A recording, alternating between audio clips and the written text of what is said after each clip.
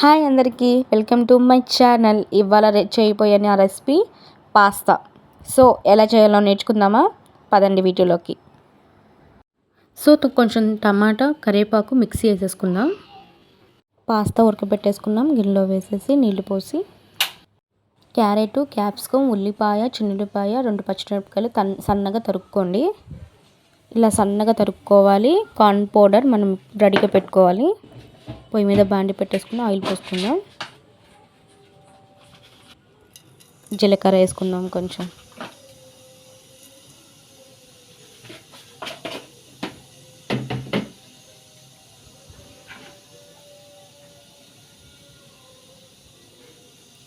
ఇప్పుడు కట్ చేసుకున్న ముక్కలన్నీ దాంట్లో వేసేసుకుందాం.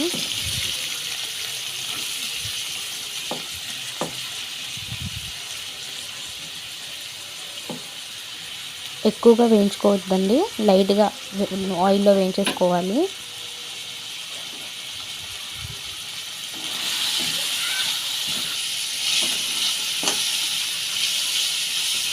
కొంచెం అల్లం వెల్లిపాయ పేస్ట్ వేస్తాం.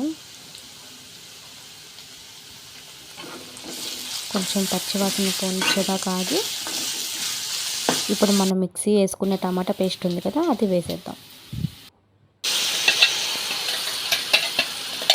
సో కొంచెం మిక్సీ జార్లోనే వాటర్ కూడా పోసి వేసేసుకుందాం. సాల్ట్ తగినంత. నా దగ్గర చిల్లీ సాస్ ఉందండి, కొంచెం అది వేసేసుకుంటున్నాను. మీ దగ్గర ఏదున్నా కార్న్ పౌడర్ అయినా మిక్స్ చేసుకొని వేసుకోవచ్చు. సో ఇందాక కార్న్ పౌడర్ మిక్స్ చేసుకొని పెట్టుకున్నాం కదా, అది కూడా కొంచెం వేసుకోవాలి.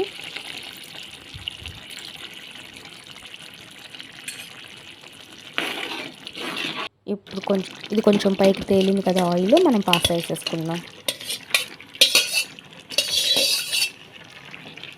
సో కొంచెం అంతా మిక్సింగ్ చేసుకొని కాసేపు సిమ్లో పెట్టేసుకొని మగ్గనిద్దాం. ఫైనల్లీ పాస్తా రెడీ అయిపోయిందండి. దగ్గరకు వచ్చేసింది కూడా. నేనైతే స్టవ్ అయితే ఆపేసాను. Simple recipe pasta.